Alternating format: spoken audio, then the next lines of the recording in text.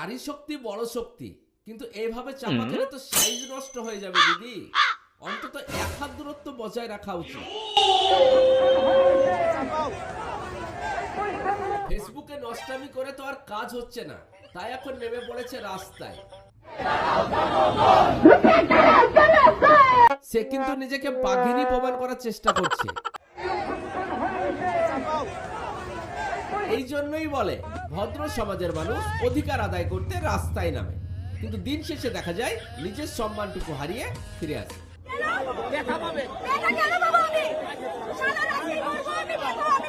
আগেই বলেছি সে নিজেকে বাঘিনী প্রমাণ করতে চায়, তাই ক্যামেরা দেখলে উনি উত্তেজিত হয়ে পড়ে, নিজেকে আর সামলাতে পারে।